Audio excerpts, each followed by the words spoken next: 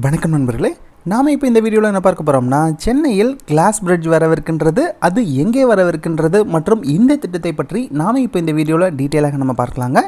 இப்போ வாங்க நம்ம வீடியோக்குள்ளே போகலாம்.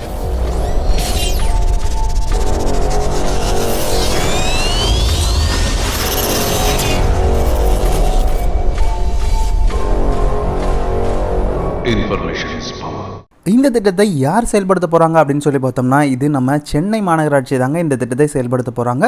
இது எந்த திட்டத்தின் கீழ் இது செயல்படுத்த போகிறாங்கன்னா, ஸ்மார்ட் சிட்டி மிஷனின் கீழே தான் இந்த திட்டமானது செயல்படுத்தப்பட போகின்றது. இந்த திட்டமானது சென்னையினுடைய 2வது மாஸ்டர் பிளானில் இந்த திட்டமானது குறிப்பிடப்பட்டிருக்கிறது என்பது இன்னொரு முக்கியமான ஒரு விஷயமாக நம்ம சொல்லலாம். இந்த திட்டமானது சென்னையில் எந்த இடத்தில் வரவிருக்கின்றது அப்படின்னு சொல்லி பார்த்தோம்னா, வில்லிவாக்கம் அப்படிங்கிற இடத்துல தாங்க வரப்போகிறது. அதாவது வில்லிவாக்கம் ஏரியில் தான் இந்த கிளாஸ் பிரிட்ஜை அவர்களுக்கு வந்து கட்ட போகிறாங்க. அதாவது வில்லிவாக்கம் ஏரியானது இந்த திட்டத்தின் கீழ் மறுசீரமைப்பு மற்றும் அழகுபடுத்தப்படுகிறது. இந்த திட்டத்திற்காக 16 கோடி ரூபாய் நிதியானது ஒதுக்கவும் பட்டிருக்கிறது. அதற்கான பணிகளும் தற்பொழுது நடந்து கொண்டிருக்கிறது அப்படின்னு கூட நம்ம சொல்லலாங்க. முந்தைய அதிமுக ஆட்சியின் போது, அதாவது பிப்ரவரி 2018 போது தான் இந்த திட்டத்திற்கு அடிக்கலம் நாட்டப்பட்டது. அதே போல இந்த திட்டமானது PPP மோட்ல செயல்படுத்த போறாங்க. அதாவது பப்ளிக் பிரைவேட் பார்ட்னர்ஷிப் மோட்ல தான் இந்த திட்டத்தை செயல்படுத்த போறாங்க நம்மளுடைய சென்னை மாநகராட்சி. வில்லிவாக்கம் ஏரியினுடைய மொத்த பரப்பளவானது 39 ஏக்கராகும். அந்த 39 ஏக்கர்ல 27.5 ஏக்கரானது பொழுதுபோக்கிற்காகவும், மீதமுள்ள 11.5 ஏக்கரானது STP, அதாவது சீவேஜ் ட்ரீட்மெண்ட் பிளானிற்காக அவர்கள் வந்து பயன்படுத்த போறாங்க. அப்பொழுதுள்ள வில்லிவாக்கம் ஏரியினுடைய ஆழம் எவ்வளவு இருக்கிறது அப்படின்னு சொல்லி பார்த்தோம்னா, 1 மீட்டர் என்ற அளவிற்கு தான் இதனுடைய ஆழம் இப்போதைக்கு இருக்கிறது. அப்படின்னா இதில் இருக்கக்கூடிய நீரினுடைய கெப்பாசிட்டி என்னவாக இருக்கும் அப்படின்னு சொல்லி பார்த்தோம்னா, 20,000 கியூபிக் மீட்டர் அப்படிங்கிற அளவிற்கு கரண்ட் கெப்பாசிட்டியில் இருக்கிறது. இப்போ இதில் சீரமைக்க போறாங்களே இந்த ஏரியா, அதன் அடிப்படையில் இதனுடைய ஆழமானது 3 to 5 மீட்டர் என்ற அளவிற்கு உயரும் அப்படிங்கிற மாதிரி அவர்கள் குறிப்பிட்டிருக்கிறாங்க. இதன் மூலமாக இதனுடைய கெப்பாசிட்டி எவ்வளவு இருக்கும் அப்படின்னா, அதாவது வாட்டர் ஸ்டோரேஜினுடைய கெப்பாசிட்டி என்னவாக இருக்கும்னா 75,000 கியூபிக் மீட்டர் என்றவருக்கு இருக்கும் அப்படிங்கிற மாதிரி சென்னை மாநகராட்சி அதிகாரிகள் வந்து தெரிவிச்சிருக்கிறாங்க. தற்பொழுது வில்லிவாக்கம் ஏரியில் என்னென்ன மாதிரியான ஃபெசிலிட்டிஸ் வரப்போகிறது அப்படிங்கிறத நம்ம பார்க்கலாம். அதில் என்னென்ன மாதிரியான ஃபெசிலிட்டி அப்படிங்கிறத இந்த வீடியோவில் உங்களுக்கு நான் காமிச்சிருக்கேன். இதில் குழந்தைகளுக்கான பிளே ஏரியா இருக்க போகிறது, அதே போல் அடல்ட்டுக்கான ஜிம்மு மற்றும் நடப்பதற்கான, அதாவது வாக்கிங் ஜாக்கிங் போகிறவங்களுக்கான பாத்வே வந்து இங்கே இருக்க போகிறது.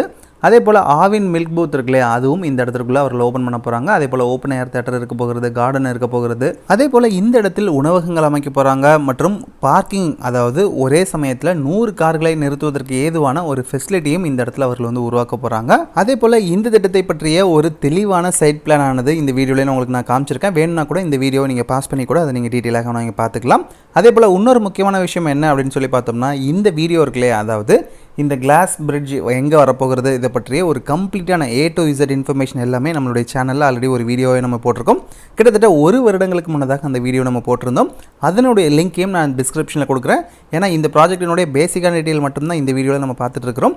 ரொம்ப டீட்டெயிலான டிஸ்கஷன் எல்லாமே நம்ம பழைய வீடியோவில் நம்ம பேசியிருந்திருப்போம். அதற்கான லிங்க் டிஸ்கிரிப்ஷனில் இருக்குது. சப்போஸ் நீங்கள் பார்க்கணும்னு ஆசைப்பட்டீங்கன்னா கூட அந்த லிங்க்கை யூஸ் பண்ணி நீங்கள் வீடியோ பார்த்துக்கலாம். அதே போல் இந்த திட்டத்தினுடைய மற்றொரு ஸ்பெஷல் என்ன அப்படின்னு சொல்லி பார்த்தோம்னா, தொங்கும் பாலம் தான் இதனுடைய ஸ்பெஷல். எப்படி இந்தியாவில் ஹரித்வாருங்கிற இடத்துல இதே போன்ற ஒரு தொங்கு பாலம் இருக்கும், ஆனால் அதனுடைய சைஸ் கம்பேர் பண்ணும்போது இதனுடைய சைஸ் ஆனது சிறிய அளவில் இருக்கும். ஆனால் அதை விட பெரிய முக்கியமான விஷயம் என்ன அப்படின்னு சொல்லி பார்த்தோம்னா, அங்கே இருக்கக்கூடிய தொங்கும் பாலமானது ஃப்ளோரிங் வந்து நார்மலான ஃப்ளோரிங் தான். ஆனால் இங்கே இருக்கக்கூடிய இந்த தொங்கும் பாலமானது ஃப்ளோரிங் கிளாஸ்னாலான ஃப்ளோரிங்காக இருக்க போகிறது. இங்கு வர இருக்கக்கூடிய தொங்கும் பாலத்தினுடைய நீளமானது 250 மீட்டர் என்ற அளவிற்கு இருக்க போகிறது. அதே போல் இதனுடைய உயரம் அப்படின்னு எடுத்துக்கிட்டோம்னா, நீர் இருக்குல்லே, அதாவது இந்த ஏரியினுடைய மேற்பரப்பில் இருந்து 8 அடி உயரத்தில் தான் இந்த தொங்கும் பாலம் இருக்க போகிறது. அதே போல் இந்த தொங்கும் பாலத்தை அழகுபடுத்தும் விதமாக இந்த தொங்கும் பாலத்தில் ஒரு கலர் சேஞ்சிங் டைனமிக் LED லைட்டிங்கை அவர்கள் வந்து ஃபிக்ஸ் பண்ண போகிறாங்க. இதற்காக எவ்வளவு செலவிட போகிறாங்கன்னா, 2 கோடி ரூபாய் இந்த லைட்டிங்காக அவர்கள் வந்து செலவிட போகிறாங்க. இதன் மூலமாக என்ன நன்மை அப்படின்னு சொல்லி பார்த்தோம்னா, இதன் மூலமாக நிறைய பார்வையாளர்கள் வந்து இந்த இடத்திற்கு வருவார்கள் அப்படிங்கிற மாதிரி சென்னை கார்ப்பரேஷன் எதிர்பார்க்குறாங்க. அதே போல் நம்ம ஆல்ரெடி சொன்ன மாதிரி இந்த திட்டமானது PPP மாடலில் செயல்படுத்த போகிறாங்க. அதாவது பப்ளிக் பிரைவேட் பார்ட்னர்ஷிப் மாடலில் செயல்படுத்துறதுனால இந்த திட்டத்திற்காக தேர்ந்தெடுக்கப்படுகிற கான்ட்ராக்டர் இருக்காங்களே, இவர்கள் வருடத்திற்கு ஒரு முறை 1 கோடி ரூபாய் நிதியை சென்னை மாநகராட்சிக்கு செலுத்த வேண்டும். ஏன் அந்த 1 கோடி ரூபாய் செலுத்த வேண்டும் அப்படின்னு சொல்லி பார்த்தோம்னா, இது ஒரு விதமான ரெண்ட் அப்படின்னு கூட நம்ம சொல்லலாங்க. இது எவ்வளவு நாளுக்கு அவர்கள் வந்து செலுத்த வேண்டும் அப்படின்னா, 20 வருடங்களுக்கு அவர்கள் வந்து செலுத்த வேண்டும். அதற்கான அக்ரிமெண்ட் தான் நம்மளோட சென்னை மாநகராட்சியும் அந்த கான்ட்ராக்டரும் வந்து ஆல்ரெடி போட்டிருக்காங்க. அது மட்டும் இல்லாமல் அந்த கான்ட்ராக்டர் தான் இங்கே இருக்கக்கூடிய ஃபெசிலிட்டிஸ் எல்லாத்தையுமே அவர்கள் தான் மெயின்டைன் பண்ண வேண்டும். சென்னை மாநகராட்சி எதுவுமே பண்ண மாட்டாங்க. ஆனால் இது எல்லாமே கரெக்டான மெத்தடில் அவங்க ஃபாலோ பண்ணுறாங்களா அப்படிங்கிற மாதிரியான ஒரு இன்ஸ்பெக்ஷன் மட்டும் ஒரு இடையில் அவர்கள் வந்து பார்ப்பார்கள் அப்படிங்கிற மாதிரி எதிர்பார்க்கப்படுகிறது.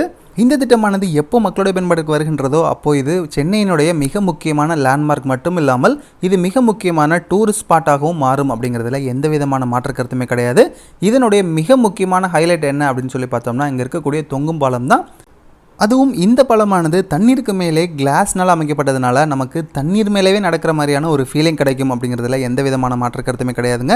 இரண்டாவது மிக முக்கியமான காரணம் என்ன அப்படின்னு சொல்லி பார்த்தோம்னா இந்த பகுதியை சுற்றிலுமே நிலத்தடி நீர் மட்டம் கணிசமாக உயரும் அப்படிங்கிற மாதிரி கூட நம்ம சொல்லலாம். இது ரெண்டுமே மிக முக்கியமான ஒரு அட்வான்டேஜாக நம்ம சொல்லலாம். இப்போ இந்த திட்டமானது எப்போ மக்களுடைய பயன்பாட்டிற்கு வரும் அப்படின்னு சொல்லி கேட்டிங்கன்னா ஆகஸ்ட் 2021 இதற்கான கட்டுமான பணிகள் முழுவதுமே முடிவடையும் அப்படிங்கிற மாதிரி எதிர்பார்க்கலாம். அது மட்டும் இல்லாமல் செப்டம்பர் 2021 இது மக்களோட பயன்பாட்டிற்கு வரும் அப்படிங்கிற மாதிரி கூட நம்ம எதிர்பார்க்கலாங்க. இந்த வீடியோவில் நம்ம சொன்ன தகவல் எல்லாமே உங்க எல்லாருக்குமே யூஸ்ஃபுல்லாக இருந்திருக்கும்னு நினைக்கிறேன். இந்த வீடியோ உங்களுக்கு பிடிச்சிருந்தது அப்படின்னா லைக் பண்ணுங்க, ஷேர் பண்ணுங்க, மறக்காம நம்மளுடைய சேனலையும் சப்ஸ்கிரைப் பண்ணுங்க. தேங்க்யூ ஃபார் வாட்சிங்.